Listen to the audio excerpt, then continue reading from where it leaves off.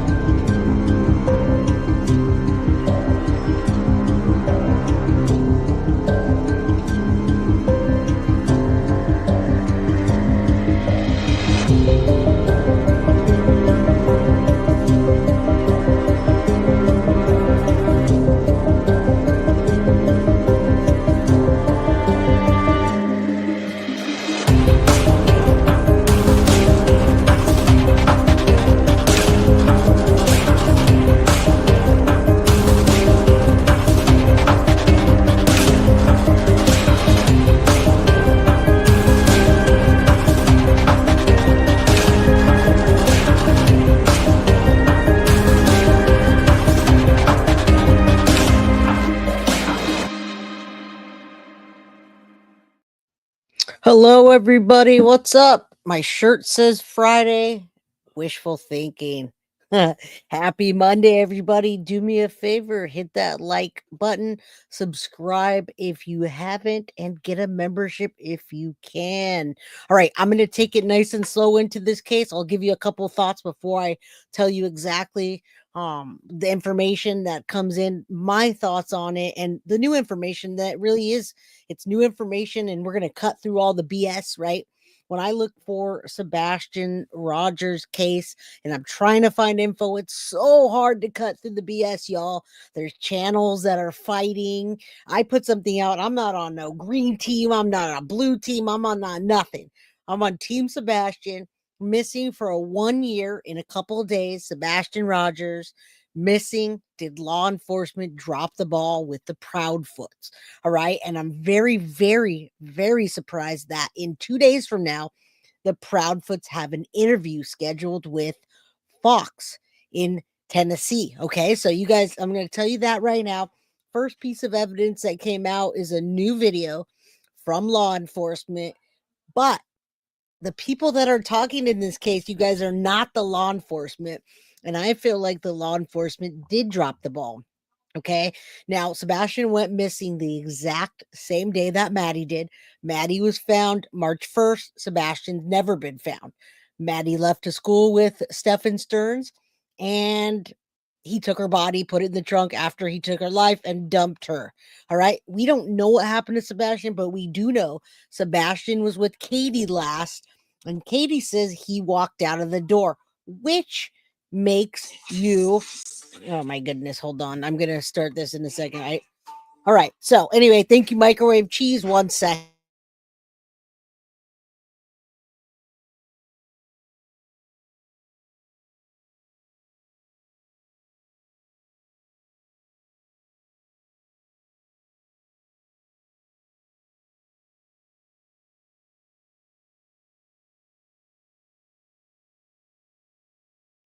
Sorry about that. I had to get right in the middle of that. All right. I got my contractors here, and my house is tore up, you guys, right now. It's tore up.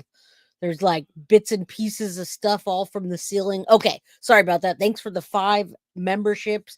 Guilty Crime, Microwave Cheese. I appreciate you. Thank you guys for following me from the Maddie case to the Sebastian case. All right.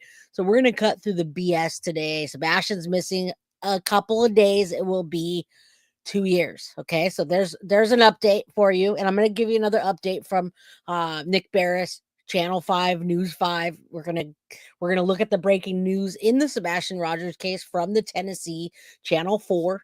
All right. And we're just gonna cut through it. We're all Team Sebastian here, no drama. We're not on anybody's side. You guys, I can't even believe how ridiculous this is. Yes, 1 year. This is ridiculous because, Stefan Stearns got rid of Maddie. They found her right away, but you know who they looked at? The last person to see Maddie, Stefan Stearns. So why isn't the law enforcement in Tennessee looking at Katie, who was the last person to see her with Sebastian Rogers. And she says that he walked out of the door and he walked out with no shoes. Why is she, as a mother, not accountable for her son? And not just that, why is she able to not go to why is she able to go to the Hardley store and sit on motorcycles while they're having a vigil, not be out looking, and be able to take off from her home where he might return in a motorhome or RV with Chris Proudfoot? So in my opinion, I think law enforcement definitely dropped the ball. I think Chris and Katie Proudfoot have greatly misled the law enforcement, but it's really weird because they're going to come on a news station at his 1 year missing anniversary, and they're going to talk, guys. I can't wait to hear it. I'm going to definitely I'll definitely stream you guys. We'll stream it somehow, some way. TBI's never found Sebastian. Yes, but Sebastian's been missing almost a year.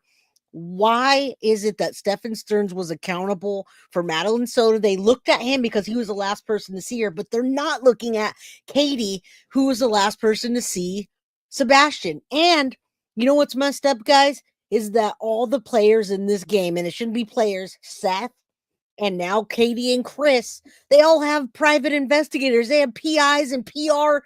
Why would you need a public relations person when your child's missing? And why aren't the police looking at the last person? Also, there's CPS reports with Chris. There's lies being told. You guys, I don't know what's going on. What's up, Steph Joe? What's up, everybody? All right, I'm going to play this and then I'll make sure I say hi to everybody. Keep coming in, hit the like button, and support the channel. I'm a fan-funded channel, and everything that you send here goes to me and then goes back to the channel. All right, let's listen up. This was 2 days ago. Now again, private investigator. This is from the private investigator of Chris and Katie Proudfoot. Let's listen. But this is channel 4 Tennessee News. Video that the family of Sebastian Rogers and a private investigator helping them with his cause believe could be significant in the search for this missing 16-year-old. Our Holly Thompson first broke the story at 3 o'clock and asked the private investigator why he believes this is so significant. The private investigator is helping Katie and Chris Proudfoot search for their son, Sebastian Rogers, who vanished so far without a trace from his home. That was almost a year ago. The family hired Steve Fisher late last year to take on Sebastian's case. Now, Steve says the video they're focused on now could be a break in the case. He says if you look closely, it shows a person in dark clothing in Sebastian's neighborhood right around 12:17 a.m., the night Sebastian disappeared. He says that person appears to hide behind a car when someone walks the dog nearby. Then that person takes off in the opposite direction. I asked Steve how significant. And now remember, this has been out for a long time, but just not to us. This was released a long time ago to law enforcement, TBI, whoever's working on this case. It was released. This reminds me of Jennifer Soto and Stephen Stearns pushing that narrative about the church footage. Look at the church footage. Look. This is detracting. It's deflecting. Deflect away from me. Don't look at me. Look at this thing over here, guys. Look. Squirrel. Did you see that? Don't look at me. Look at that. That's what that reminds me of, guys. And shout out to Stacy for being a first-time member of Catching Alive. Now, I'm not saying SF is reliable, but that's what's happening on the news. This is the kind of news coverage that we're getting in this case. So I ask you again, missing 1 year, Sebastian Rogers, did law enforcement drop the ball? Period. And then with the Proudfoots, who was the last person to see Sebastian, and whose care was Sebastian in, you guys? All right, I can ask you that question and let you answer it. Okay, who was the last person Sebastian was with, and who's the one that said he walked out of the door? It wasn't me. It wasn't that guy. The police have had this footage. Why are they pushing everybody to go look over there? I ask you. This video is video the public has never seen. So what we found, we went through over 100 hours of surveillance, and it wasn't until the third pass through the surveillance that we even spotted this person. Is this person accounted for? Does law enforcement know who this individual is? Do they even know about this person in the video? And if they do, have they accounted for who that is? Steve told us the TBI also had a copy of this video. We reached out to them asking why they never released it. Now, there is still an active Amber Alert out for Sebastian. Hundreds of hours have been pouring into finding him. Ground searches, drone mapping, the use of scent dogs, and the scouring of surveillance video. So what's next in the search? I asked Steve that question, and you can see where he says they will soon focus their search in the WSMV4 News app. The family did sit down with me one-on-one. Look at that, guys. They got Katie. I just posed her in the perfect light. She's talking about her son that's missing. Now, Don B, we're still talking about this. It debunked or not, we're still talking about this. We have not talked about this on my channel yet, and we're definitely going to get there. But I still pose the question, did law enforcement drop the ball? All right, so it's debunked, but it's not. It's debunked by who? And why are they pushing that narrative? If it's debunked, why did it just come out like breaking news? All right. Thank you, Marissa, for the $10 cash app. And thank you. I'm glad you guys are laughing. I'm glad you guys are smiling. But this is real talk here. When I say that, why are the police looking over there and over there and over there? Why aren't they looking right there? Look at Katie. She's laughing in this interview. Instead of pleading for Sebastian, he's been missing for a year. And by the way, I don't buy into these hoax things. I don't buy into hoaxes. I don't buy into conspiracy theories. I buy into balls being dropped, kids going missing, being with their parent, and no longer alive. I believe they will find a body eventually, you guys. And you can mark my words on that. They will find a body eventually. All right. So look at Katie. She's laughing. Where's my son? Anybody have him? I feel like he's alive, or I feel he's not. I wonder what she's going to say. I wonder why she's laughing there, man. It looks like she won the lotto. She did. She got rid of her son that was problematic, folks, and she got to hang out with that's a Mr. Potato Head to me, guys. All right. And yeah, you're very welcome. It's hard to keep the forefront of this case because there's so much nonsense in it. And I'm being silly here because it's otherwise it bothers me. All right. It bothers me. All this whole case bothers me. I'll have that full story for you on the day. Look, first she was laughing, guys, and now she's crying. We definitely are going to watch out for that. I subscribe to Channel 4 Tennessee so that I can get that interview when it comes out, and we can all try to debunk it together. And hopefully we can get Deception Detective to get a hold of that interview and do that. Yeah, Mr. Potato Head is your prize, Katie. He's your prize. By the way, she looks like she's aged a bit. Her eyebrows are a bit darker and her lines are a bit bigger. So I don't care what anybody says, you guys. Katie Proudfoot is responsible for Sebastian Rogers. He's the last person to see him. End of story. Hold her accountable. I don't care if anybody comes back and blasts me, because they probably will. That whole other side of the team is blasting everybody for pointing fingers at the one person that was responsible for him. Wow. 1 year ago that Sebastian went missing. That's Wednesday, February 26th. All right, guys, 2 days until that comes up. And now we're going to just take a look at this without any news fluff. And we're going to go back to it a couple of times the way I laid the show out. So here's another news clip. Just watch it. I'm not even going to talk. Just think about how you feel about it and what you think.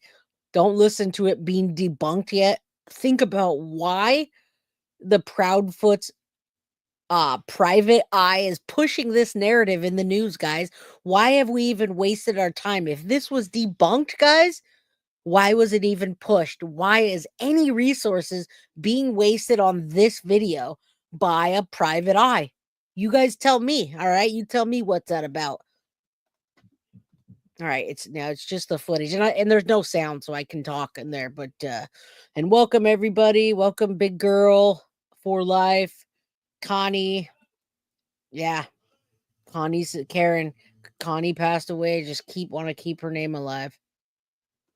You guys, I don't see how anybody can sit there on a channel for 7 hours a day like they do, streaming about Sebastian and trashing those people like us that think that they should be held accountable. Chris and Katie, especially Katie, she was the one that said he walked out of the door, he was in her care. Why are people saying that's weird? She hasn't cracked because they haven't had her alone, Wyatt. They have not had this woman alone. They have Mr. Potato Head next to her running the show. And we're going to listen to an interview with Mr. Potato Head and listen how much of a bully he is. She can't handle him by herself. Now, SF released a Ascended Bloodhound taking some path, the person in the video from the morning at 8:30. LA, please send that to me if you want me to put it in here. I got a few things for today. If that just came out today, then I'll take a look at it. But right now, did law enforcement last year this time? drop the ball? Okay, so which one is this? Law enforcement, Sebastian update from law enforcement. Okay, let's see if this is actually the law enforcement one. Okay, so we're moving backwards. Okay, I'll go ahead and play this one real quick, and then we'll keep going. Sebastian Rogers would have been at his home in Hendersonville, Tennessee. Days later, he would have vanished into thin air, with no confirmed sightings of him since then. It is a serious and concerning mystery what happened to him that night. Of course, suspicion fell straight on his mother, the last person to see him, and his stepfather, Chris Proudfoot, who didn't want Sebastian in the house. He didn't want Sebastian around his daughter, Faith, and was in a custody battle over the little girl. Makes you think, doesn't it? Anyway, in 2 days, we will reach the And I just want you to know, and exactly 2 days, just what this guy said, in exactly 2 days, we reach the 1 year mark. Now, I omitted everything out of today's stream that had to do with Dog, you guys. I used to like Dog the Bounty Hunter, but I've noticed now, if you look at every case, he only comes in when media is dying down, and he comes in and says, I'm gonna save the day. And then that new footage just came out, or audio, where he's calling people the N-word. So I'm not going to I'm not going to report on what Dog's doing. Dog is really only coming in when media needs help getting them back in the news. He's not doing anything, folks. He's not out there. He's just putting on the cameras, dressing up, and clout chasing. Yeah, I cannot do that, guys. I can't do it. So I just took everything out that had Dog related, and I told you how I felt about it. So I'm not gonna play that. All right. 1 year mark of Sebastian's disappearance. I can't believe we are already at this point, as many of us hoped and prayed Sebastian would have been found by now. Police haven't come out to give a proper media statement in months. Most of the statements they put out now is to combat online speculation, and is very dismissive. Exactly. I must say I am extremely bothered by how they are handling this case. Me too. They messed up from day one. The last seen date was only updated by the FBI recently, after 11 months of Sebastian being missing. They tracked down the hoodie person and thoroughly interviewed her, only after the public pressed for answers. They are now quickly dismissing the figure running after midnight, a block away from Sebastian's home on the night he vanished. Nick Bearers, a reporter following the case from day one, has spoken to the district attorney and the sheriff. And I'm going to read that update to you guys, folks. And yeah, I appreciate it. If you guys are watching this somewhere else, feel free to chat. But, whatever someone else said from another channel is not what I'm saying here. Nobody's really talking about these bits and pieces. They're doing hours and hours of streams, making fun of other creators, talking about Cough and how bad she is, and just really bad stuff that I don't want to focus on. So yeah, we're going to focus on the facts, the details, and who last had Sebastian. Sheriff, and here is the latest from him. It reads, "Nope, nothing new. Next week's anniversary will mark." All right, I'm going to read that to you. So we're going to go past that. A new video. I'm going to pull the it up Sumner next. is nothing I don't new. want that. They have close by only 72 hours after Sebastian vanished, which is also a problem for me. This is a 16-year-old boy that vanished into thin air.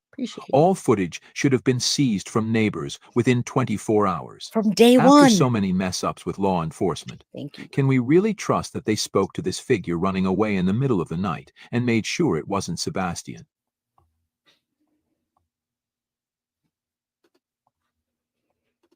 We are fast. So I'm going to read that myself, and then we'll get to the we're talking about the parents, all right? We'll talk about them coming in and but I want to read this to you. All right, guys. Again, hit the like button, subscribe if you haven't. We are a fan-funded channel, so thank you again, Marissa, for the $10 cash app. Anybody else has the means to get a membership or gift membership, please do. Yeah, it does look like the law enforcement dropped the ball big time, but nobody's really saying that. Instead, they're downing each other. They're downing other creators.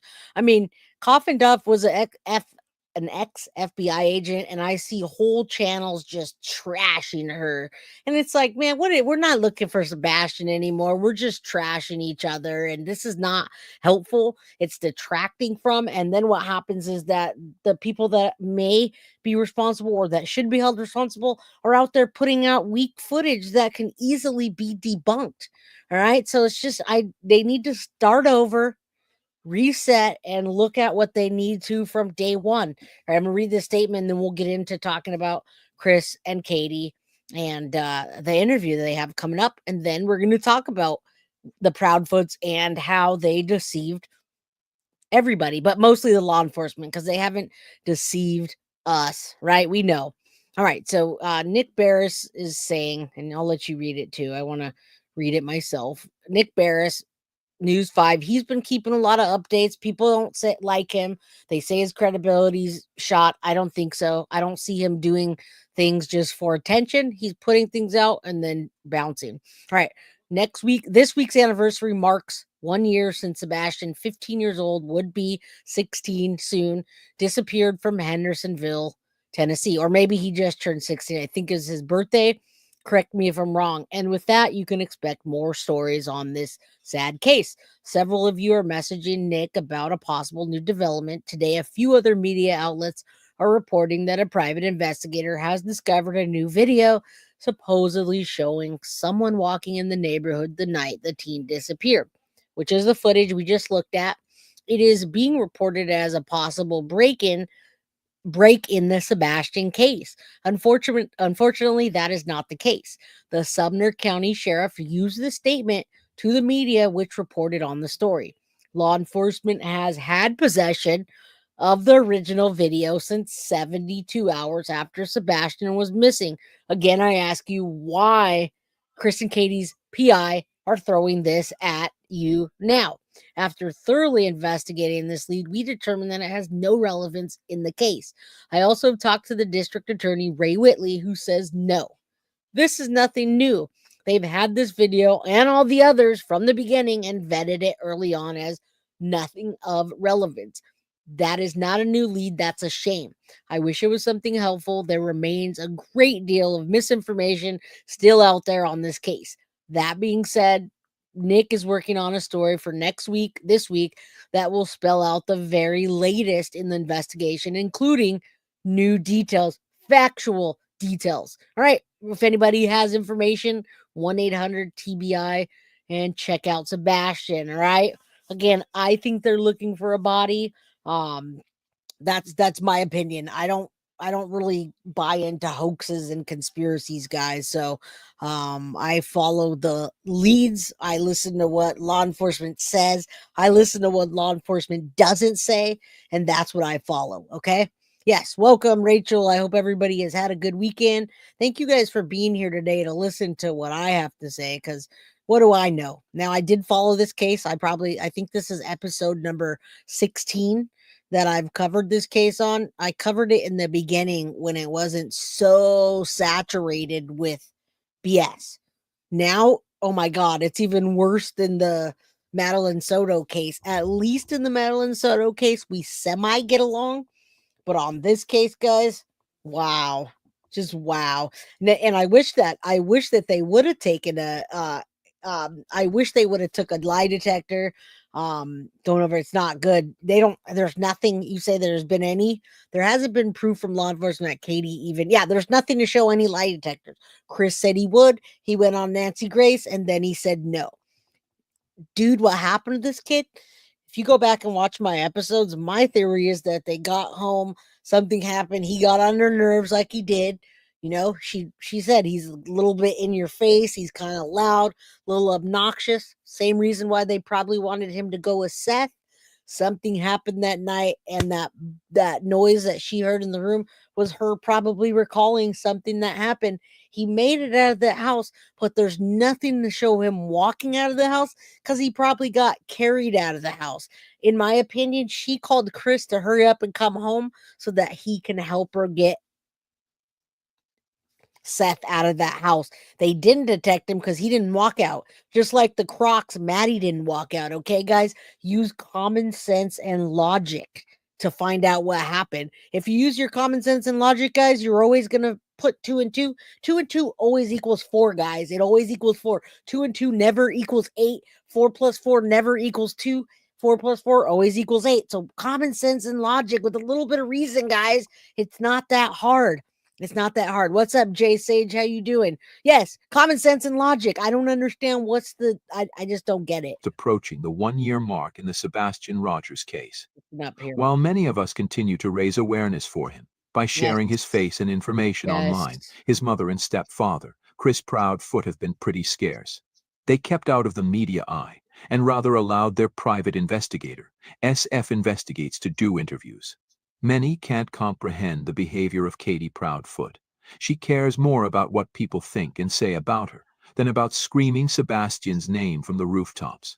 Majority, if not all the interviews she did, Chris Proudfoot was right there by her side, doing most of the speaking. Katie said very little. Well, now we've got news that the Proudfoots will be speaking out, and their new interview will be released on the Wednesday.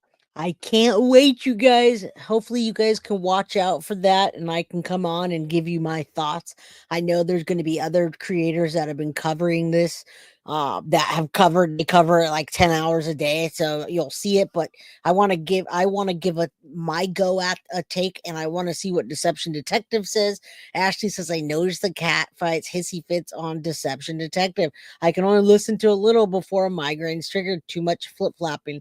No substance. Exactly, because they're all just sitting there streaming for literally these streams go on from 4 to 6 hours a day, you guys.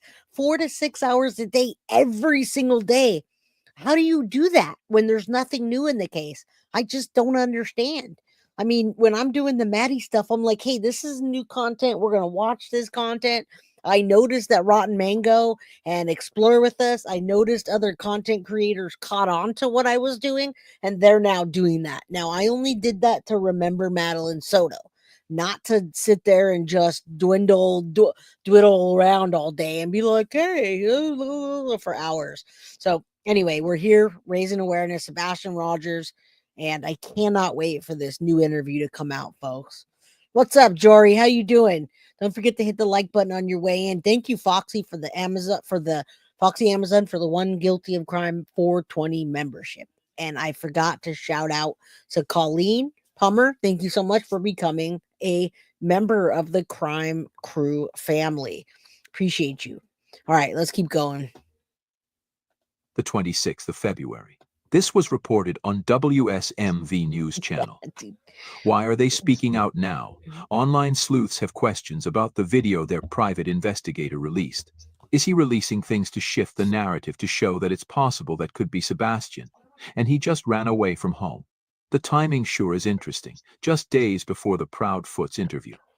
In this video, we see a person wearing dark clothing, just like what Sebastian was described to be wearing when he vanished, running in the middle of the night.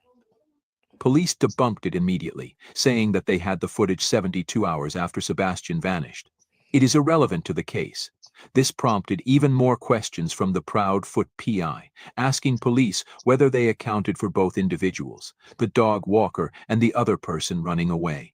He called police statements dismissive and ambiguous, and like many of us, are calling for police to give us a proper briefing. Yes, please, please. New video that the family of Sebastian Rogers and a private investigator helping them with his cause believe could be significant in the search for this missing 16-year-old. But do you guys see this? You guys are all probably on my Madeline Soto case that are here today. You guys see that Jennifer Soto and Stephen Stearns showed that, or they wanted to push that narrative so hard about the girl at the church. Now, if they have found Sebastian's body, it may be different, but it's really weird that the private investigator pushed out this footage right now at the 1 year mark and is trying to point it at some burglar. I just don't understand it. The police officer said they've already had this. The cases happened literally it happened on the same day. Sebastian went missing on the same day that Maddie did. Yeah, just Maddie was found and Sebastian has never been. So yeah, and all opinions are welcome here. I just say 2 and 2 equals 4.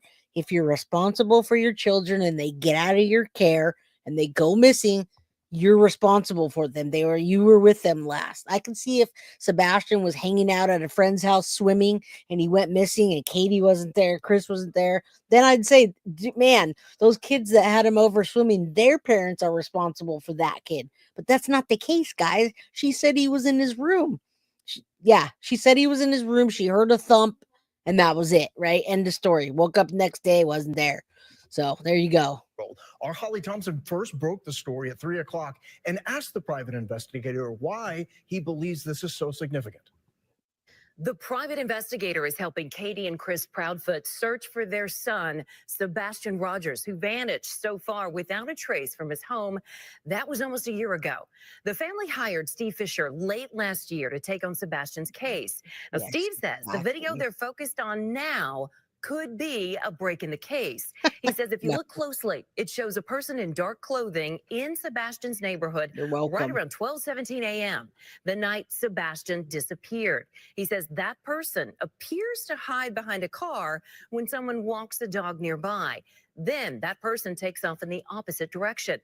I asked Steve how significant this video is, video the public has never seen. So what we found, we went through over 100 hours of surveillance, and it wasn't until the third pass through the surveillance that we even spotted this person. Is this person accounted for? Does law enforcement know who this individual is? Do they even know about this person in the video? And if they do, have they accounted for who that is? Steve told us the TBI also had a copy of this video. We reached out to them asking why they never released it. Now, there is still an active Amber Alert out for Sebastian. Hundreds of hours have been pouring into finding him. That's Ground crazy. Searches, drone mapping, the use of scent dogs, and the scouring of surveillance video. So what's next in the search? I asked Steve that question, and you can see where he says they will soon focus their search in the WSMV4 News app. The family did sit down with me one-on-one. I'll have that full story for you on the day 1 year ago that Sebastian went missing. All right, we definitely have to watch out for that, guys. We're going to get into a different soon. Now, I saw somebody saying, I don't want Deception Detective, but I do have to cover this one because I've been following him through this, and in his number 3 episode, it's interesting, the 3rd episode of the video, because you guys, he's kind of changing the narrative and saying that Chris and Katie didn't necessarily cause a hoax, but they didn't do anything about it. They just threw their hands up, said, oh, he's missing, we're going to go on about our way. So it's really weird. I have a theory that he went missing days before.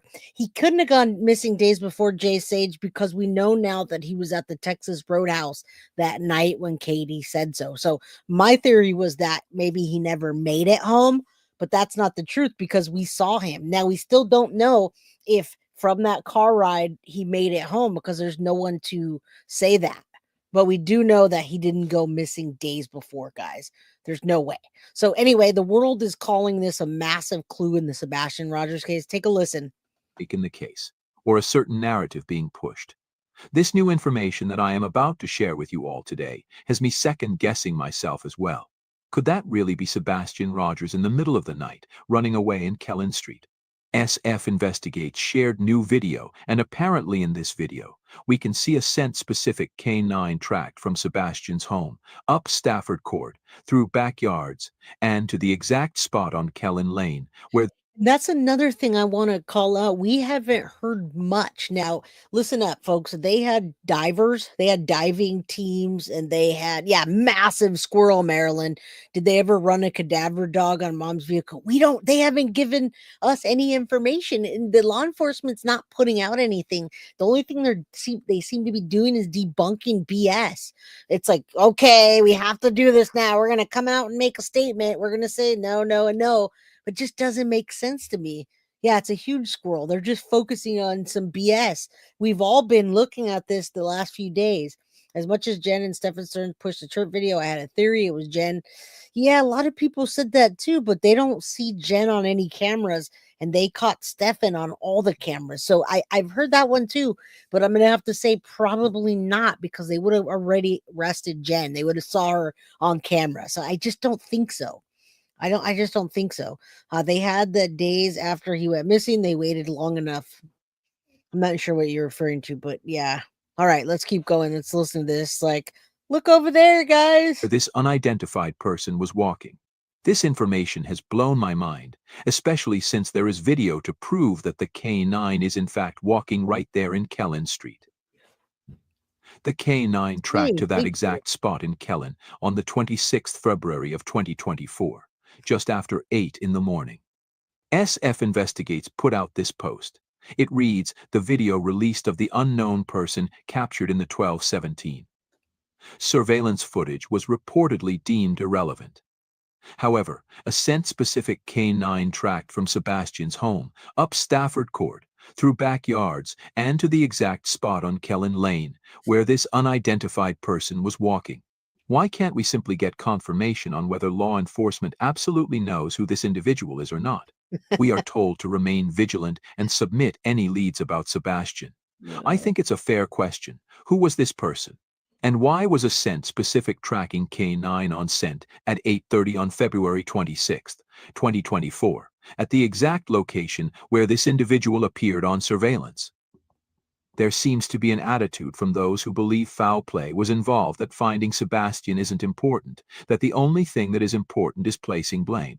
Playing pretend law enforcement and pretend prosecutors does nothing to help find him. What does help find him is searching, creating awareness, reviewing surveillance footage. All right, and that's true. It's a year into it, guys, and as much as I want to say bring Sebastian home, I do say bring Sebastian home, you guys. And it's not that we don't have, and I'm going to say we collectively, because on Guilty of Crime, whenever we covered the Sebastian case, you guys know I go in, I go out, whatever came out, we talk about it. We only talk about really the facts that are important, and we get out. And we all have that feeling that something bad happened to him. And in my opinion, my hope is that they bring him home to lay him to rest. I really don't think that if the police were looking at tracking his scent and looking into areas where he wouldn't be alive, like the diving teams, like they did initially, I do not believe in a conspiracy theory. I'm never going to, guys. I do not think that he's hiding somewhere and that somebody's hiding him. That could be possible if this wouldn't have made it international. If this wasn't international news, I may follow that narrative. But if somebody did this, they would say, you know what? Screw this. Chris and Katie came to me and said, I want him out of here, and they're putting him away at this boarding school for a year. They would come and tell law enforcement. There's not enough money in the world for somebody to pay someone to pull this hoax where they're going to get in a huge amount of trouble for wasting millions of dollars and a year's worth of effort. It just doesn't make any sense, guys. So, I mean, that's just my opinion. You guys can go out there. There's probably 20 channels streaming Sebastian right now saying the opposite. Yeah, they did identify the man and his dog walking. I just don't get this. I can't. But this makes sense. Let's stop playing pretend law enforcement. Keep creating awareness. Keep getting out there and searching. I mean, some channels are doing that. Some creators are doing that. I don't know what Seth is doing. I find that odd. I wish he was out there searching more. And yeah, so it says the professionally trained SAR dog at a tracking K9 at 8:30 on the morning of his disappearance. it's also what law enforcement says, but sometimes what they don't say, and I'm hoping that they're not saying things about Chris and Katie because they're tracking their whereabouts, they're tracking what they've been doing, they're tracking their conversations. I don't know. I wish we did know, but I don't. Footage and asking real questions. I'm trying to find Sebastian. We are trying to find Sebastian. This is a professionally trained SAR tracking K9 at 8:30 on the morning of Sebastian's disappearance. This footage comes from the same camera that captured the surveillance of the unknown person, but it is zoomed in to provide a clearer view of the K9. Right, more footage. Again, the police already saw this footage. It's been swirling around, and it's not coincidental that a private eye would put this out or some public relations person or news at the 1 year anniversary of him going missing, that they want to kick up all this dust about a nothing burger, right? Or a squirrel, look that way. Don't look at us, look over there, right? I mean, come on, you guys. You guys have all been on the case with Maddie and many other cases where parents were involved. Uh, so, I gotta say, none of you guys are that dumb to fall for shenanigans and hoaxes. And I don't think. As we approach the 1 year Right. mark of All right, Sebastian, here, listen to that. So we're gonna go into here. And thank you so much for the $2.99 super sticker, Marcy. I appreciate all of you guys that are here. Again, if you don't align with what I'm saying and my views on this, not being into dog, I really am not into dog. I think he's just he's a good PI. He's a good PI person. Um, Not PI, PR. It's like it definitely helps to you type in dog and he's on the case, everybody starts looking. All right, we have one more. Is this the last one? Not this one. We have one more where the PI actually calls out Sumner County, and I ask, why call them out? Why not work with them? So Private Eye is going to call out Sumner County sheriffs about this, but why are they doing this publicly? Why aren't they doing this behind the scenes and working with law enforcement, you guys? All right, you say I don't think we'll find out anything until they're ready to charge. Interesting. TV celebrity. Yeah, exactly. I'm still embarrassed. I thought Jen Soto's dog feeder was a parrot. You guys are funny. What's up, Edith? How you doing? Dawn says Chris knows. All right. All right, guys. Let's finish this and then we're going to play a video and it's going to talk about how we think Chris Proudfoot misled investigators. I still think that law enforcement are looking at Chris and Katie, but in the meantime, they're able to, I bet, track phone calls, see where they're going, and find some kind of narrative. And then again, they're going to watch that news station and everybody's going to pick them apart, you guys. We're going to do it. Everyone else is going to do it too. All right. And how does Chris know, but not Katie? If Chris knows, that means Katie knows, right? Yeah. Hit the like button, guys. Hit the like button. All right. This case bothers me a lot. his disappearance is All right. One approaching. more. One I more. sense the frustration of everyone following this case. The amount of Especially me. emails asking for updates, and it's so disheartening to keep reporting that law enforcement Please keeps talk saying the same over. thing over and over again. The case is not cold. There have been no confirmed sightings of Sebastian since he disappeared, and there are no solid leads, no suspects, and no even evidence that this child ever left his house. Literally none, you guys. How does anyone get away with that? There's literally no evidence of anyone ever seeing Sebastian other than Katie. So how do we get away with that when we see a case like Madeline Soto and immediately you guys say, arrest Jen Soto, arrest Jen Soto, arrest Jen Soto because she let Stefan sleep with Maddie and she told everybody, hey, I told him to go upstairs. And we all say, well, she threw her daughter to the wolves, which she did. But why aren't we saying that about Katie and what happened? It doesn't make sense why people aren't saying she's responsible, clearly, just as being his mother and having him in her care. Why is nobody saying that? I don't get it. Steph Joe, you're awesome. We're going to do it. Everyone's going to do it. Facts. Thank you. Katie was there at the time Chris pretended he wasn't. Boom. Thank you, microwave cheese. I'm going to go with that for right now. Yeah. Hashtag arrest Jen Soto. Hashtag talk to the Proudfoots at least, guys. Come on, put some pressure on them, law enforcement. Let's no forget that they have no evidence of foul play. What they are basically saying is that they are no further than day one in Sebastian's case. The private investigator called out law enforcement today, and he referred their statement about the Oh, latest video going around as dismissive and ambiguous. While not everyone agrees with SF Investigates, I think I agree with this statement. Law enforcement is shooting every piece of information down, but not coming forward with any updates at all. How do they expect the public to keep eyes and ears on the case when they themselves don't seem to be searching or providing any updates?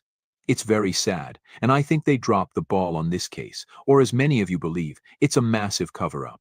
SF put out this statement. It reads, "The surveillance video released by the media was met with a vague response from the Sumner County Sheriff's Office, which failed to clarify whether all individuals present during that time frame had been accounted for." The ambiguity itself is strange. I was shocked by the admission that it took 72 hours to retrieve surveillance footage. that is kind of interesting because, and again, my whole topic is, did law enforcement drop the ball? And then with the Proudfoots, you guys, it's interesting because in Maddie's case, they pulled that footage so quick. They knew almost the next day that Stephen Stearns was throwing away Maddie's backpack and all of her stuff. And they saw the footage of Maddie going through the gate and no longer being alive. Now, Christina says, well, it depends on what time what was. It doesn't depend on time, really on a time, because Katie had Sebastian at the roadhouse. He was last seen in her car, and then he was never seen again. So just like Jen Soto, you guys want to arrest her for sending her to bed with Stephen Stearns. But what about Katie sending him to bed, hearing a thud, and then him going missing the next day? Is she not responsible for her child? Did something change? I don't understand. What's up, Spectral Whispers? How you doing? A cover up for what? Yeah, cover up for what? I don't believe in hoaxes and cover ups and all those things. I think something happened to him. His body's somewhere, and we're gonna find it eventually. But From who did it? immediate neighbors in an Amber Alert case, but that is a separate issue. Remember, they dismissed Green Hoodie person, but then said they tracked down and thoroughly interviewed the person. The real question, and the real purpose of this discussion, is to ask Sumner County Sheriff's Office and their state and federal partners why they have given Right? up on the search for Sebastian Rogers. Tony Mathis has made it clear to multiple media contacts that he has been told exactly what SCSO's working theory is and that he is briefing with them daily. That's But what I'm regardless saying. of their theory, if one even exists, Sebastian is still out there. No matter the circumstances of his disappearance, he still needs to be found. Exactly. And you guys can probably sense my frustration a lot. I came on here, I didn't really say hi to anybody. This case frustrates me to no end. And I really, if I could have got away with just skipping this, I would. But you guys know I came in, covered the Sebastian case a little bit after, and I want to make sure that you guys know that I'm trying to keep his name alive and try to just be like, boom, boom, boom. Okay, here's all the facts we really have, and here's the things we don't know. We don't know much, but there's a lot of things we don't know as well from the officers, from the law enforcement. And right, Thomas, Stephen Stearns was last seen with Maddie. Katie was last seen with Sebastian. Why is she not being investigated? Exactly. Why isn't the call not being investigated? Why are people saying that Chris wasn't there, but they're not looking into it? Why aren't they looking at his truck for getting rid of a body? Well, I don't understand. What difference does it make? Beck Adam coming in late. What I miss? You missed a whole bunch.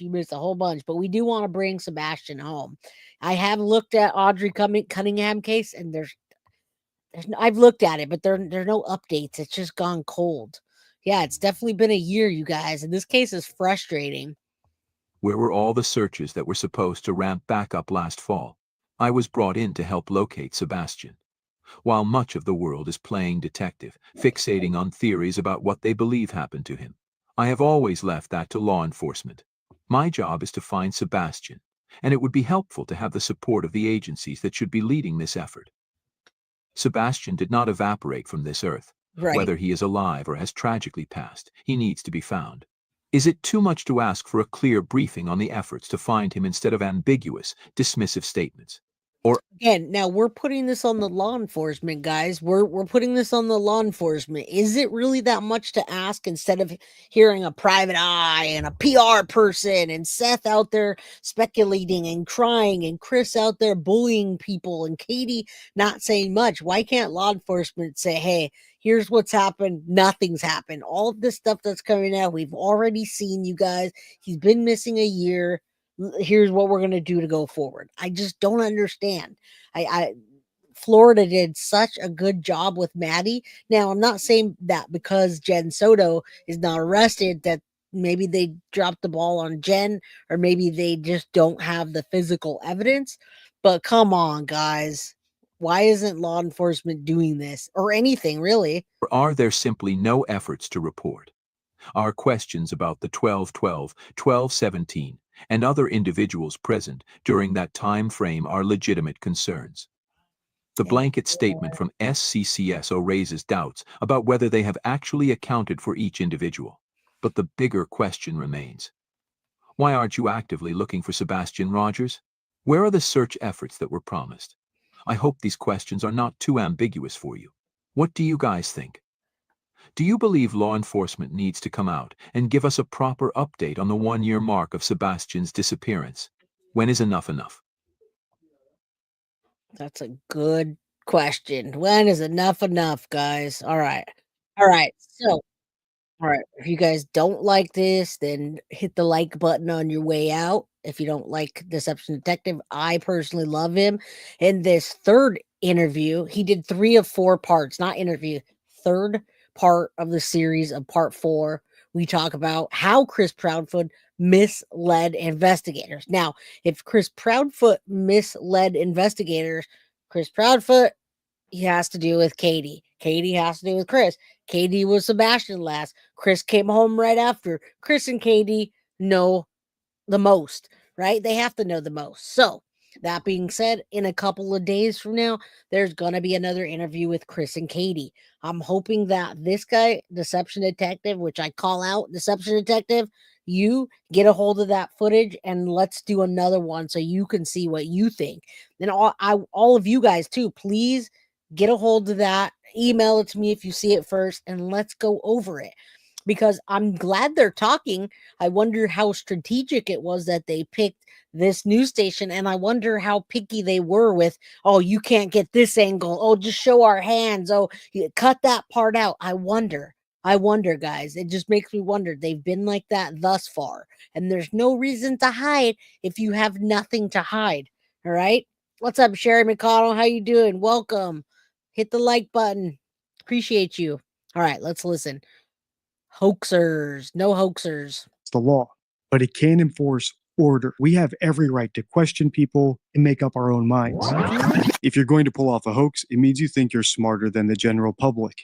And if you're going to cover up a crime, it means you think you're smarter than the police. In this video, let's watch part of Chris Proudfoot's last interview on the Elevated Truth podcast, and I'll show you some reasons why I think he belongs in our pantheon of hoaxers alongside Don Wells, John Ramsey, Jerry McCann, and Stephen Stearns. To be fair, they're saying Green Hoodie's a suspect, Venezuela gangs are suspects. Now we got a local YouTuber slash pastor that's a suspect. So they're just swinging out the suspect. Yes. Well, I mean, if we're going to go that route, then everybody in this world's a suspect, technically, because we don't have any answers. Everyone. Like I said, God, we wished we did. What? We want nothing more than Sebastian to come home. But once again, we have nothing. There is nothing. Now, Chris, you made a statement once, and I may be misquoting it, but you said, and again, there you go, a step parent. End of story, nothing to find. Look at everybody, real vague, just throwing it out there. Look over there, look over there. End of story, guys. That's what we're getting. End of story. What's up, Carrie? Oh, yeah. Oh, what's the S word? We're just, you fill in your own blanks. Foxy didn't know about that, and she was trying to school me earlier. Gotta love her. The dip in his mouth is irritating. I'm sure many of the people don't mind his mouth at all, but we'll go with that. All right. Let's listen up. Oh, you're talking about Chris's. They're talking about him. I'm like, the best thing about Sebastian, I don't think you said the best thing, but you said something about Sebastian disappearing. He left no clues. What did you mean by that? No, I didn't say the best thing about Sebastian disappearing. Okay. What? The best thing about Sebastian I said, disappearing? as it stands right now, this boy has vanished, and there's no clues. He vanished, guys. That's what I said. As I said in the intro, I think Chris Proudfoot is a hoaxer. But what does that really mean? A Wow. hoaxer is someone who's pushing a story they know to be false.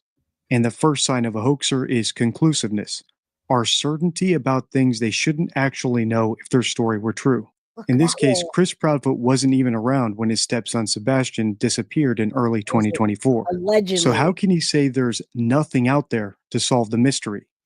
Or that Sebastian left no clues? What about clues that just haven't been discovered yet? Are the clues that his wife Katie has guilty knowledge, which I've pointed out in my videos? And while we're on Katie, how can Chris rule Katie out as a suspect? She was there when Sebastian went missing. Shouldn't he at least have some curiosity about that? Same goes for the other theories that YouTubers have proposed, like this supposed person in a green hoodie, or a local pastor, or Venezuelan gangs. Do I think any of them kidnapped Sebastian? No, I think it's extremely unlikely. But I can't laugh it off like Chris did because I just don't know what happened. So the big question is, how is he able to? This boy has vanished, and there's no clues. Disappear. That's No. what I said. Damn, dude. And another statement they take that you said and they twist it about is this is going to go down in history. The first person Yeah, ever that be was a conversation that I had with law enforcement, and by aliens. they too themselves, when we had this discussion, was like, "There's nothing." And Come when on, I guys. said, this would be a case that will be studied, Hmm. yes, it will wind up being in a book, because once again, we have nothing, no leads, no nothing Yeah, this on is weird, Sebastian's guys. whereabouts, his disappearance. It's so weird for a step parent that really tries to act like anyone cares. It's weird for him to say that, guys. Like, it just doesn't make sense. It's like, okay, it's the end of story. That's it. They don't have anything. He just vanished. No, he didn't just vanish. He was with Katie that night. She heard a thud, and then the next morning he was gone. So what happened in between the thud and him missing and that 3-hour phone call when you came home and you weren't supposed to be there? What happened then? Are law enforcement really looking at it and pretending like they're not so they can catch him by surprise, or do they really think Sebastian disappeared? I just don't understand. All right, guys, I'm gonna give some memberships here. If you guys have the means to get a membership or gift a membership, somebody match me. I'm gonna gift memberships. If anybody wants to match me, that would be great. All right, let's keep going. Nothing. Nothing. End of story. Well, And I once think again, if somebody's got something, please bring it. Bring it forward. Let us know. Chris, what about the trash trucks? Can you explain why both you and Seth believe that or at one point or another believe the footage to be of a trash truck? Law enforcement showed us a video. Seth has said the same thing. I've said the same thing. We all saw the same video. Seth Rogers is Sebastian's biological dad. Unlike Chris, he was at least in town when Sebastian went missing. And statistically, he's a prime suspect. But has Chris ever asked the police to investigate him, or even question his alibi? From what I've seen, he hasn't. And that's unusual. If you've seen my videos about Landon Bullard, Gannon Stouch's mom, you'll know that innocent parents of missing children point the finger at everyone. She accused her ex-husband, his new wife, you name it. But hoaxers don't do that. Either it just doesn't occur to them because they already know the truth, or they recognize how easily it could backfire if they start pointing the finger at friends and family. After all, if you're already getting away with a lie, why risk rocking the boat? So whether it's an oversight or just an abundance of caution, I think this explains why, for example, Stephen Stearns never blamed his girlfriend's roommates when her daughter went missing, and why the McCanns, the Ramseys, and the Proudfoots never accused their friends or family of being kidnappers. That's interesting to say, right? That's really interesting. If you guys look back at the parents that actually were missing children that weren't involved, they are blaming everybody. They're blaming husbands, they're blaming anybody that's within sight, anybody they see, anything anybody does, but they're not saying anything because, like Chris said earlier, he doesn't want them to be looking deeper because they have nothing. This case is going to go down in the books, guys. It's going to go down in the books as them having nothing and then not finding a body with no evidence. Now, how does Chris know they don't have anything? Does he think that he's an insider with them? Does he think that they were telling him? Or was Chris there? Does Chris know that? Is he so sure because he was there? Now, he was there and he slipped up in one of the interviews the time before this. He freaking slipped up and said he saw Sebastian the morning before he went missing. And someone said, wait a minute, how could you have seen the morning before? Because you didn't get home until XYZ. So is that verbal leakage or did he just mess up, you guys? It just doesn't make sense. Yes, there definitely was an issue. That's reason number 12, though. There was absolutely an issue. There was also child protective services. There's a lot of stuff, but why aren't they looking? Why aren't they looking like at Gannon Stouck's mom? Landon Bullard blamed everybody. You never will believe Chris and Katie had nothing to do with his disappearance. Agreed. How could they not when she was responsible for him? It just doesn't make sense. Anybody can point the finger at Jen Soto because she was the one that cared for Maddie, and Stefan Stearns because he was the last one to see Maddie, but you're not going to even look at the parents? It doesn't make sense. All right, let's keep going. In other words, Chris giving Seth the benefit of the doubt might make him seem like a nice guy, but it definitely doesn't make him seem like the father of a missing child. First of all, I think this has been an incredible conversation. And I think that the people on this panel specifically truly have the intention of wanting Sebastian home safely. Oh, wow, you're so and nice. Heaven forbid it not be in the manner that we wish, that he's brought home regardless. And I think that it's important that adults are able to have these conversations, right? I also think that there's been such a massive amount of information that's been shoved in all of our faces over the last 10 months that sometimes it's really hard to differentiate between facts, fiction, and bullshit. And I think we're kind of at that point right now. It's really hard for just an everyday person to imagine that a 15-year-old, now 16-year-old young man can just literally disappear. Yeah. And I think it's just natural in human, minds to think that that couldn't happen without somebody doing something nefarious, right? And I think, unfortunately, it does put the parents in the crosshairs a lot of the times. And in this case, it most definitely has. And it should. I really wish that law enforcement would come to a point where they could clear the parents. And I think when they do that, this case will go forward. Until law enforcement comes out and speaks on the innocence of the parents or the guilt of the parents, we're going to have this issue continuously. And I understand what you're saying, but in realistic terms, in the state of Tennessee, there are still missing children, and the parents have not been cleared. TBI, law enforcement. Again, why is he comparing himself to other parents and the Tennessee laws and the Tennessee cases? Is he looking at other cases and saying, well, hey, we might not get in trouble because, hey, we did such a good job. Whatever accident, I think it was some kind of accident that happened. I don't think they intentionally took his life because Katie wouldn't have called Chris in a panic and talked to him for 3 hours. Something happened and they had to do what they had to do with his body, guys, period. I mean, that's the only thing that adds up to me. So allegedly, but yeah, Chris saying that the case would be studied for years, I believe he, Katie, and possibly his parents are involved. That is so weird. And it's not just uncaring parents. There's got to be something more to it. Just like with Jen Soto, there's something more. You guys all believe that. So why not believe it in this case? Why not just go baseline? Parents are responsible for their children. Why not just start with that? Yeah, misdirection. It's been like that the whole time. Everything that comes out of Chris's mouth says, look the other way and don't look at me. Look at these other situations. He's deflecting right now onto other people's kids missing. Why is he talking about them and not how him and Katie have been behaving? Will not come out and give a definitive answer. I know, right? Until they actually have something. And unfortunately, as much as that sucks, As much as I mean, you have the Wells family, for God's sakes, going, what, on 4 years coming up? Why is he talking? And they still haven't been cleared. Unlike an episode of CSI, reality doesn't always wrap things up neatly before credits roll. Innocent people get convicted, Maybe. guilty ones walk free, and sometimes it's a toss-up.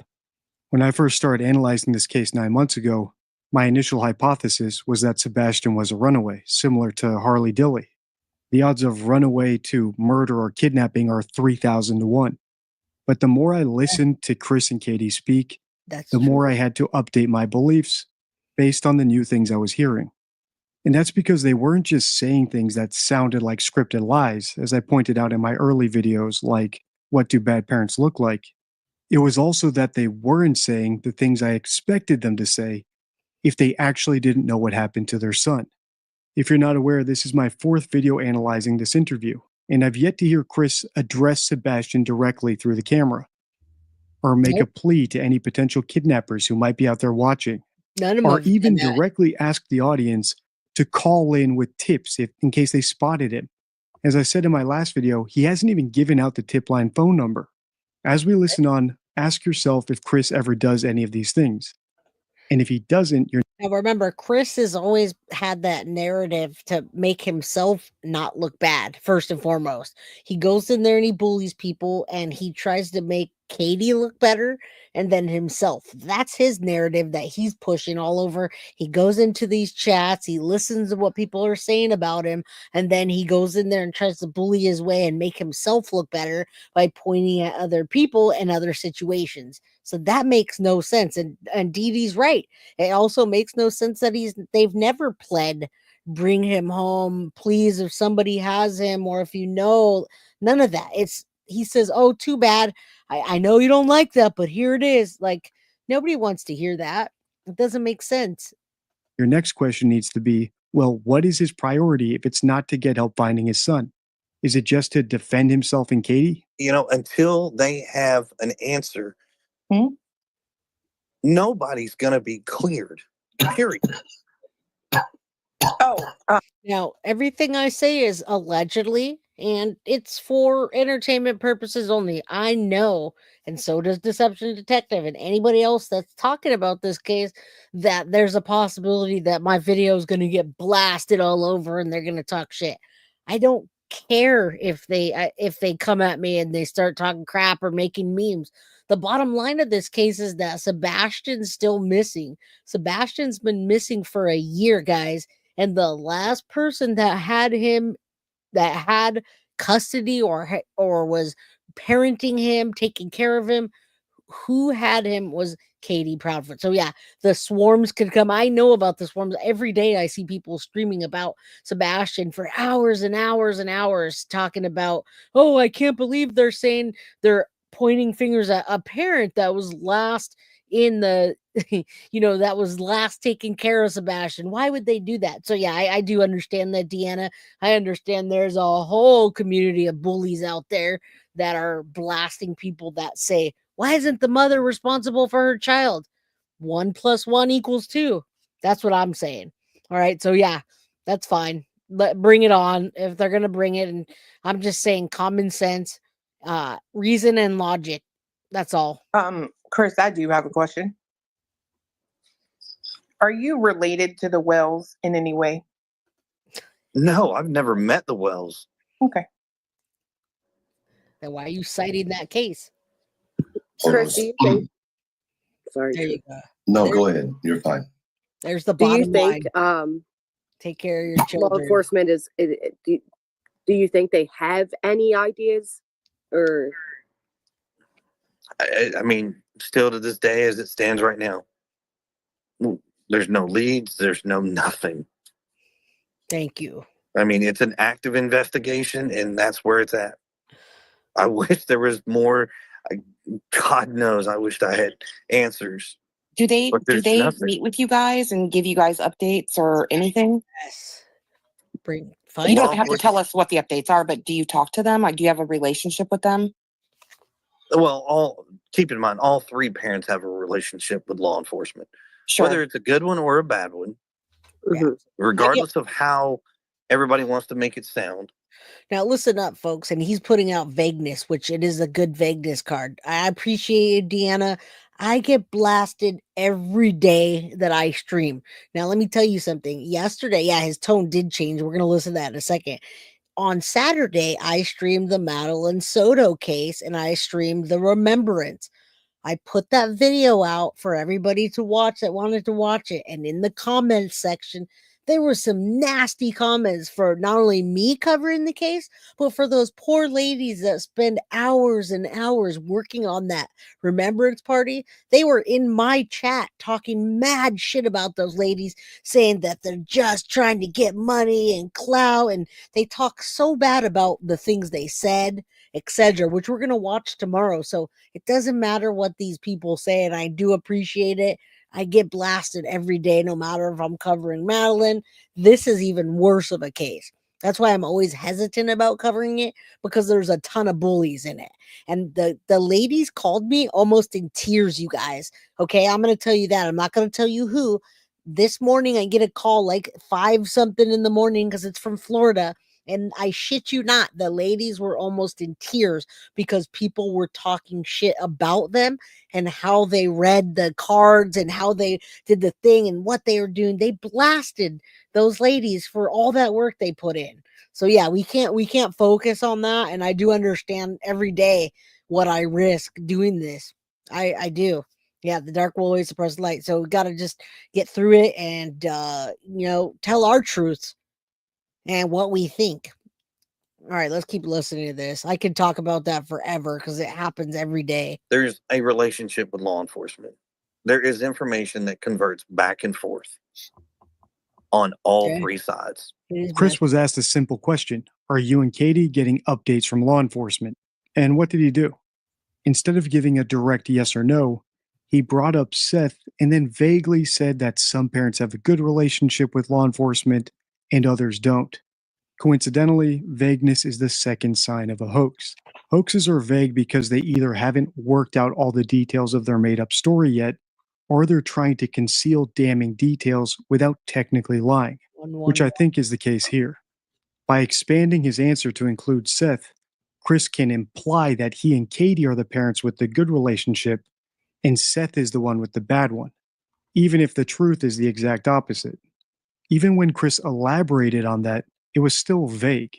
He said there's a relationship, which could just as easily be a good one or a bad one, and that information goes back and forth, which on the one hand could describe LE providing updates to him and Katie, but on the other hand could just as easily describe LE demanding evidence or statements from him and Katie.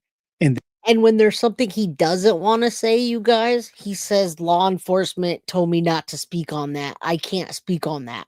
And yes, the case is disturbing. And Bullhorn Betty actually was arrested for stalking the Proudfoots, right? Or for Chris. So yeah, Myrna, you're right. They have been. And I'll just take a moment to say, you guys hit the like button, subscribe, get a membership. I noticed there are lots of green in chat today. I appreciate you guys so much. Again, I gifted 5 memberships. If anyone wants to match me, or if you can gift one, I hope that I get supporters, not just on the Madeline Soto case, but all cases. I appreciate that. Another really good one is Chris assessing denials. This whole interview, he's been assessing denials, and this is from the Deception Detective, the deck. This actually is almost word for word what Chris is talking about. So it says speaker uses I, which often indicates honestly we opt for a less personal pronoun like we or you. Negotiating his straightforward negotiation. He says things such as did not, didn't, couldn't, or wouldn't. And then his specificity. Did he address the specific accusation made against him or respond in an altered version that was too narrow, too broad, or too vague, which would lead the card into vagueness? So many things here these people have done, and I just don't understand what even is going on in this case for people to be this way, where you have to watch what you say when you're literally just saying 1 + 1 = 2. Nothing else to it, really freaking weird. And yeah, that whole Rico thing is just, they're not even looking for Sebastian anymore. They're fighting over I don't know what. them complying. In other words, I think Chris is embarrassed to admit that the police have stopped giving him and Katie updates, and he's trying to conceal that fact by being vague. In fact, he's actually going to say something later in this interview that suggests I'm right about that. So listen closely and see if you can spot it when it happens. I know that we are hitting Chris with a lot of questions, and he, whether he knew that was going to happen or not, I'm sure he knew coming on my panel he would probably get hit with some questions. But I do want to take a second for everybody to take a breath, right? And just kind of take a second, because there have been a lot of questions thrown. And I also have heard quite a bit of emotion, not only from Chris tonight, but also the panel guests. And I think that emotion is raw. I think it's real. And I think it's something that is unfortunately refreshing to hear and see. I think sometimes it takes what I call rehumanizing the human in order for us to remember what the purpose is. And I think through the last 10 months, unfortunately, the humanization of Sebastian Wayne Drake Rogers has been diminished. And I just want to take a second to remember that beyond all of our own personal opinions or the way we look at this case, excuse me, that there is a young. And I do like when like-minded people get together. And even though someone came on here earlier and said, I don't think Katie had anything to do with it, she came in, she was respectful, and that was the end of it. I said, okay, we could agree to disagree. She didn't come in and start calling me names. So thank you, lady that came in and didn't agree. No problem. And I love this. Luis Castro says, for entertainment purposes only. I think someone took his life because someone else was fighting for custody of his daughter. Let's not forget they tried to bring up, yes, they did try to bring that up. They brought everything, they pulled everything out of the hat that they could. I love you. I don't know who you are because I don't see you much, but thank you for bringing that in. And yeah, this deception deck you can get over at on his forum or go on to the Deception Detective page, and there's a link so you can get the deck. They also have it for Android and they have it for Android and Apple. And I'm not making any money off the deck. I just love it, right? I just love it. The Purpose Sebastian XO. Yeah, I promote his deck because it's easy to use, and the more you use it, it just makes sense. It's like 1 and 1 equals 2. It's very cut to the chase. Things aren't black and white. There are gray areas, but when it comes to someone disappearing, it's very black and white. Either something happened to them, they ran away, or kidnapped. There's not that many things. I mean, we haven't proved that aliens come with UFOs and zap people up yet, so I'm not going to buy that story. All right, another mother who talked shit about their child. There's another thing. There you go. Man that is missing, and there are families that are, heavily affected by it. So I just wanted to take a second to kind of calm everything down and just kind of, because I know that I can come across harsh sometimes, but I also know that other people can as well. And I want to say this to the folks in the chat. Thank you, Michael. Earlier, you heard me and Chris going back and forth. Don't confuse what me and Chris were doing as arguing, right? That's a conversation. I am aware that there are people who don't understand aggressive conversations, okay? I understand them. Chris understands them. It gets places. We started off talking about, some differences and questions and things. Had no idea Chris was going to jump up here. I'm glad he did, right? He's able to speak on some things. I also think that it's important for us to remember that it is okay to have questions or to suspect people. What is not okay is to outright call someone a murderer. Right? It's and here's the thing. Sonny says I should apologize. Sonny, you can kiss my ass. I don't have to apologize for anything, okay?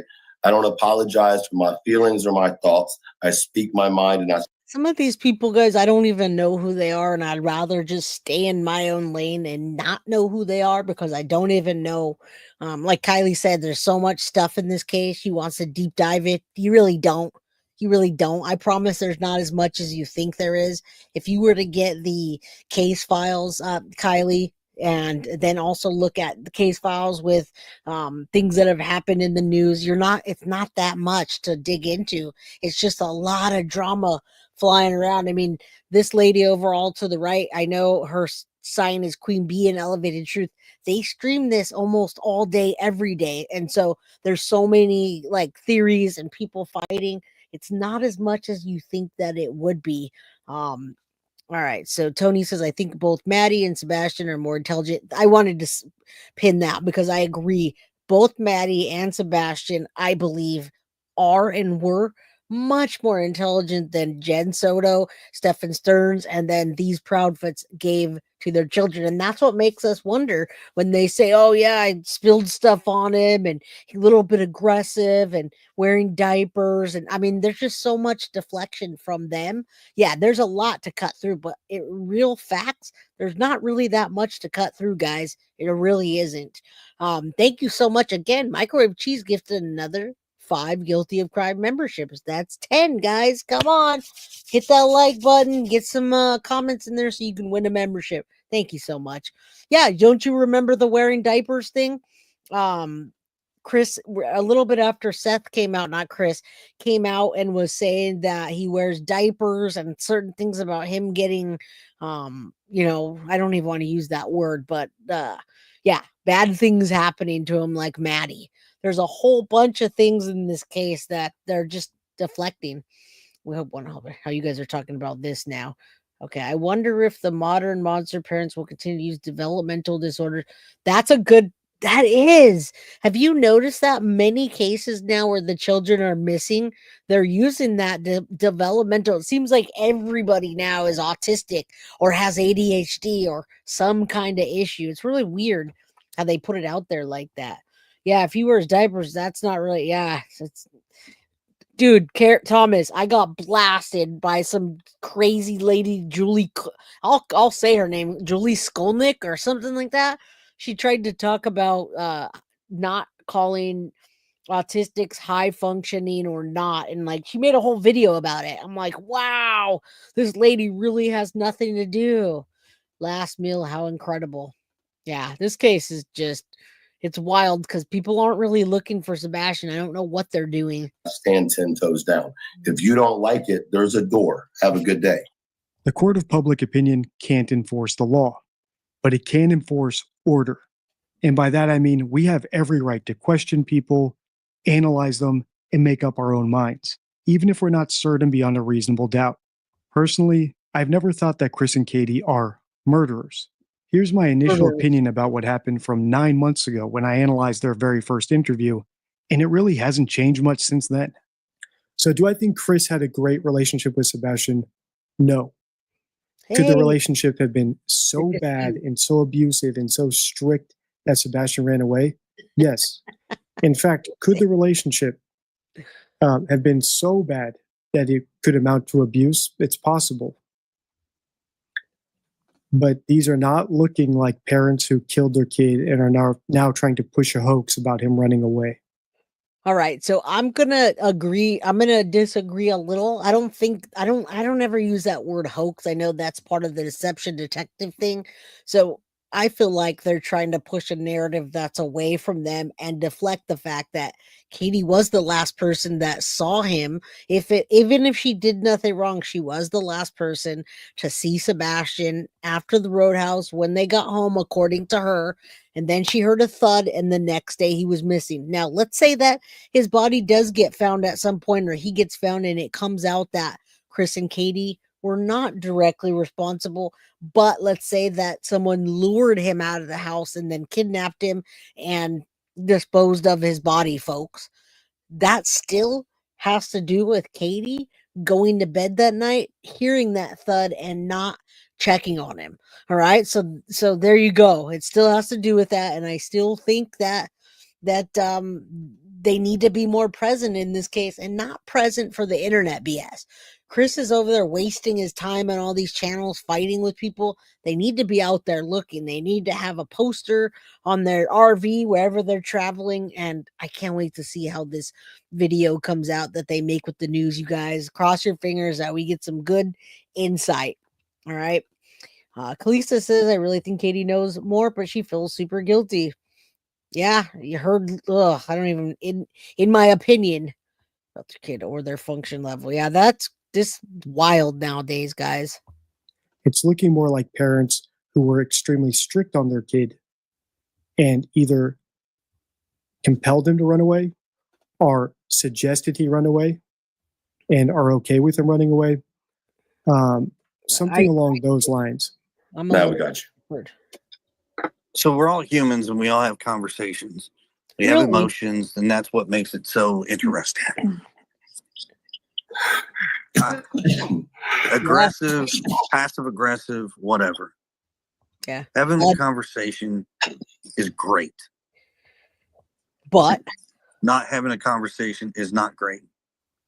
Sebastian's name stays out there for conversations. Keeping him in the forefront, I know, is the point of this. the point of what? What I'm you're not going to doing? bash. I'm not out here. I'm not going to sit here and say that this person's horrible. This person's this. That's not. I stand by what I said before. I think everybody out there for being able to keep his name in the forefront. Katie says that she thanks everybody for keeping his name in the forefront. But we just ask respectfully as we can, enough with the bashing. That's it. He couldn't even You say know, that. nobody owes seriously. anybody apologies unless you felt like you need one. Exactly. But I have a question that's kind of Sebastian going missing related, if you don't mind. Isn't Yes, that ma'am. So I went and compared the TBI posters of other missing children, and they're all pretty specific. Like, this person went, or this child went missing from his residence on this day. This person went missing and was seen in this car on that day. Sebastian says went missing in the area of Stafford Court on February 26th. Does that mean anything to you? Does that, do you, or can you say, because it's a little confusing. Do you know any information that you could share about that? honestly, we didn't even know that the FBI was releasing that. No, the honestly? TBI. The TBI, I'm sorry. Honestly, Well, honestly, like, we don't, anything that they like put together, we are not privy to. Okay. So pervy. we wouldn't know what they're putting out until they either call us. He said, I'm not pervy to. Is that a leakage? Now I'm just kidding, but it's privy, sir, not pervy. He said, we're not pervy. I hope you're not pervy, mister. All right, let's keep. I don't even understand. We've listened to 3 parts of this interview together, and it's so much drama. They're not even talking about anything. They haven't. This is the first time anyone said, can we talk about Sebastian missing? Yeah, not to be confused with privy. He said pervy. He did say that. I'm not pervy too. What'd you say? And then he said, honestly. And say, hey, X, Y, and Z. And it's normally when that happens, it's like, hey, within a few moments or an hour or so. So normally when the information comes out as you're finding out, we're finding out too. Which is interesting because parents that are not suspects should be kept in the loop, where you would think that the law enforcement say, hey, this video is going to come out and you guys are going to get blasted, just letting you know. So it's interesting that the police aren't saying anything to them. Now, Luna, I haven't thought that, because even if he was disciplined and he took his own life with something, then what happened to the body? The body still had to go somewhere. All right. So now he always tries to act smart, but when you listen to Chris's actual words, he really doesn't know. Yeah, that was a slip. I'm going to send you an email a few hours with Miss. Okay. Please do go ahead and send me an email. Everything's on guiltyofcrime.com. You can find my contact information there. Yeah, very interesting. This still, we've gotten zero information out of this, except for he's told us things without telling us things, right? You know, I mean, we don't know.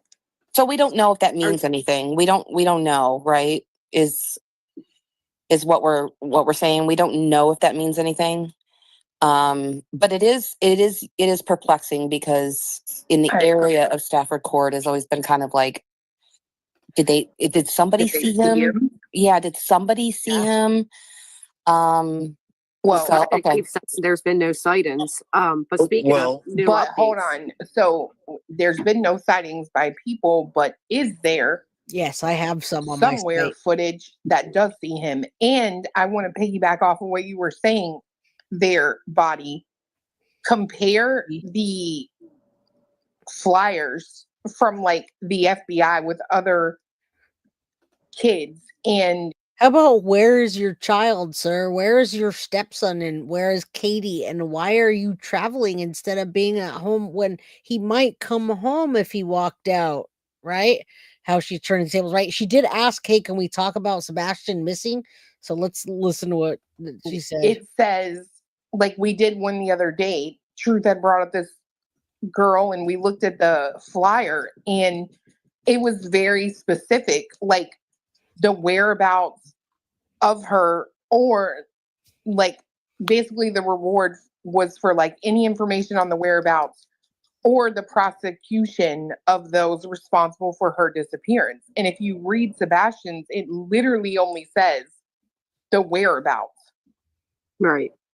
I don't have an answer for that because we don't know what they put on the posters. We're not privy to that. We don't know why they put He's whatever not they put on privy. those posters. We don't. Did you catch it? He's not To privy. reiterate, Chris isn't privy to anything the TBI or FBI have put together, nor is he privy to what gets put on the poster. As he said himself, he learns things at the same time that these panelists learned them. He didn't look In at other the words, this poster. seems to confirm my analysis that law enforcement had stopped giving him and Katie updates, which is why his response to that exact question was so vague. But here's the tricky part. Can I say for a fact that Chris is lying? No, I can't. Because his response was so vague that it technically wasn't a lie. If I were to make that accusation, I can already hear him saying, I never said they were giving us updates. I only said that information was going back and forth. They asked me and Katie for our cell phones, and we provided them. Something along those lines. This is why liars and manipulators are so hard to catch. We don't know what they put on the posters. We're not privy to that. We don't know why they put He's not privy. whatever they put on those posters. We don't.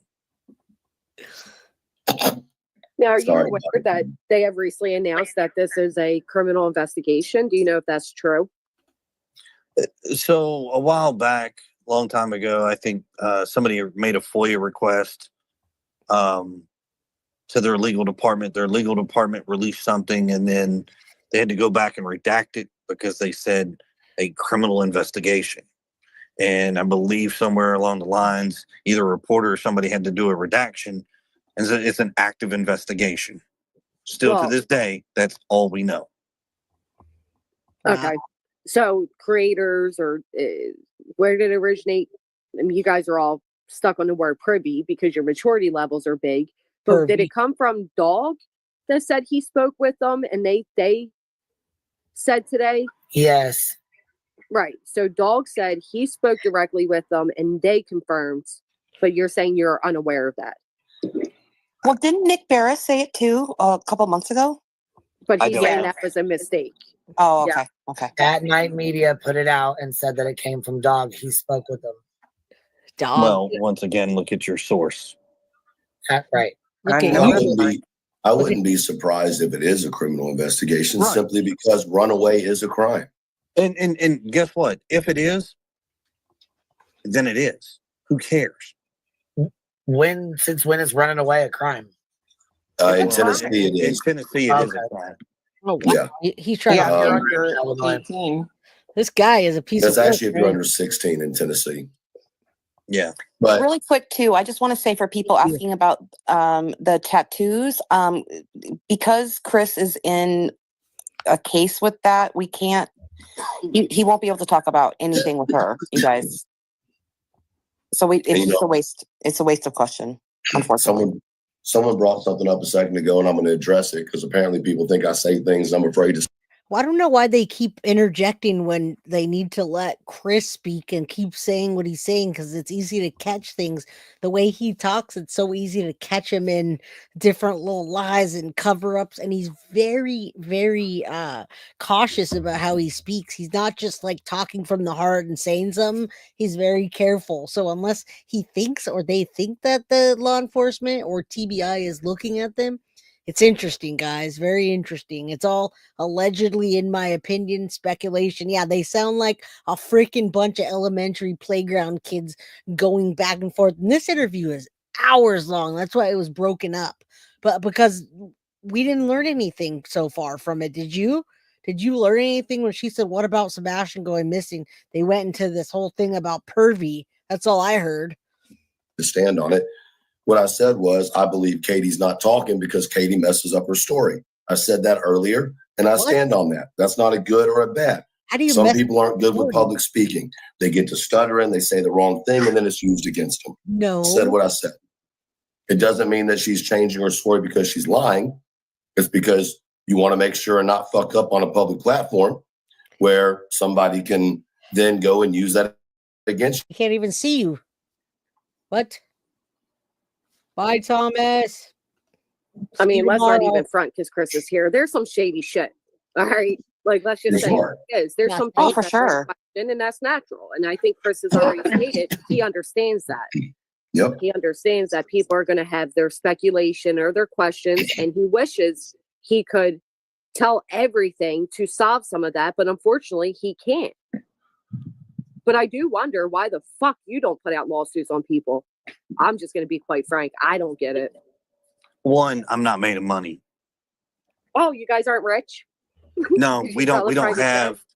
We don't Oh, I have thought- all that stuff that people have said we have. We Yeah, don't. dude, she messes up the story. What? I mean, it's Well, ridiculous. and I'm gonna but say, These people I have are- to say too, like you can't.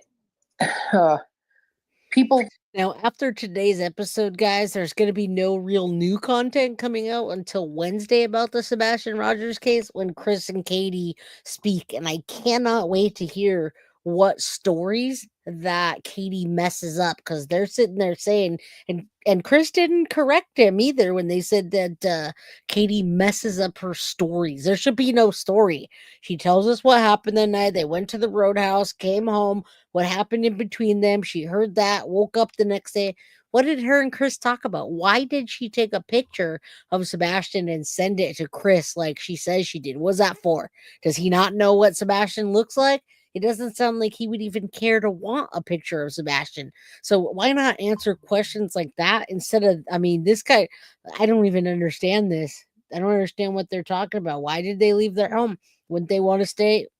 Same as Jen Soto. Why didn't she go out and look for her daughter? Because she needed to wait by the phone with the big long cord because we don't have cell phones?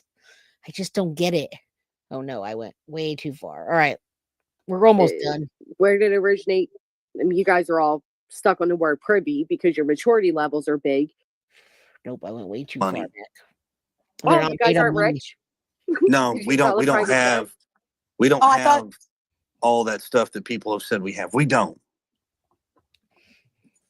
I mean, it's well, ridiculous. and I'm gonna but say, I have to say too, like you can't. People think that just because there's like people talking on the internet, Right. bad, you can't just fucking do that. You can't get a restraining order. I know Truth was saying this earlier. Well, how come he gets a restraining order on Betty but not on Dog? There has to did say be that. a physical threat. Like that is not Right. how the legal system works, guys. Oh, well, Or listen. nobody. well, with hold all- on, hold on, with hold all on. due 'cause respect. let me Shut help up! y'all with this real quick. Shut the fuck up, When it everybody. comes to lawsuits and this and that, Mr. and Mrs. Potato. every case, every situation is different. Okay, every single thing is different. I'm not going to sit here and tell people why or what I am doing or what I'm not doing or why I'm doing this or why we're not doing that. No. Mm-hmm. That's, I mean, we'd be out here for hours and days and weeks for that crap. However, look, Tell us. people are held accountable for what they say. They're held accountable for their actions. Why is he talking like that? Leave it alone. Leave it alone seems to be Chris's constant refrain. Not to help me find my son, or Sebastian, if you're out there, contact me, or if you've seen him, let me know, or if you have him, I'll pay a bounty. It's just leave it alone. That's not what I would expect from the parent of a missing child. It's what I would expect from someone who just wants to move on with his Yep, life, there you go. and he's That's it. frustrated that us pesky YouTubers won't let him do that. And I agree with that. I think so. I think I'm going to agree with that part, guys. And we're almost through it. I appreciate you guys. There was 200 something people. Now there's 188. So if you guys are leaving, still hit the like button. I know it's like pulling teeth. It is for me. All I really want to do is talk about Sebastian that's been missing for a year, and then show you what information that did come out and what people are saying, so we don't have to go into all the hours and hours, days and days worth of stuff. Really, it was a big nothing burger. It was pointed out by the PI. So if you guys want to know what that was coming from, it was from the PI picking that apart, releasing it, and then saying that they think that has to do with something in the case. Law enforcement comes in and debunks it. No, we've already had this. It has nothing to do with it.